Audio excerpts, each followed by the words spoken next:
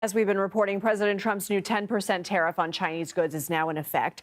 China has retaliated against the U.S., placing up to 15% tariffs on select American imports. Those go into effect Monday.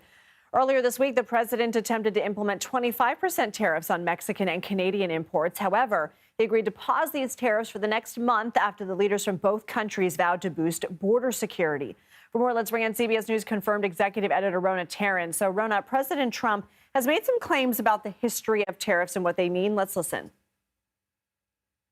A tariff is a tax on a foreign country. That's the way it is, whether you like it or not. A lot of people like to say, oh, it's a tax on us. No. It's a tax on a foreign country. It's a tax. Can you fact check that for us?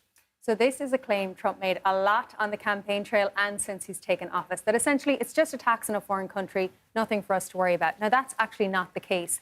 Tariffs are a fee on imported goods that are paid by the importer. So, for example, an American construction company wants to buy lumber from Canada, which has traditionally been subject to tariffs. That American construction company is going to pay that tariff when it's being imported into the States. To the U.S. To the U.S., exactly. So that American construction company might decide to pass on that cost to consumers, or they might not. It depends on the goods, it depends on the company, how much they pass on. Now, Trump has repeatedly said as well, this will not lead to the raising of prices for American consumers.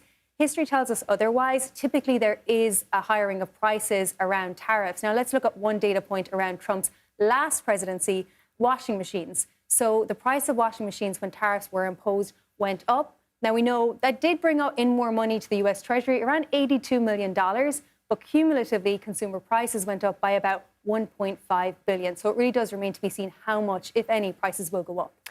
What can you tell us about Trump's statements regarding illegal immigration from Canada and Mexico? This was obviously a big part of his domestic agenda. It's one of the main reasons he said he wanted to implement tariffs on Canada and Mexico. So he sort of lumped Canada and Mexico in together. He said illegal immigration and illicit drugs from both Canada and Mexico, but it's really not like for like. Now, let's take immigration, for example.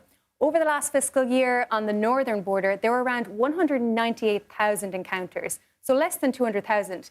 Compare that to the southern border, that's over 2 million, so much lower at the northern border. We also know with drugs, so for example, synthetic opioids like fentanyl, 43 pounds were seized at the northern border. So 4-3 coming from Canada into the United States. That's less than 1% of the overall supply. Wow. From the southern border into the US, that was over 21,000 pounds. So much different.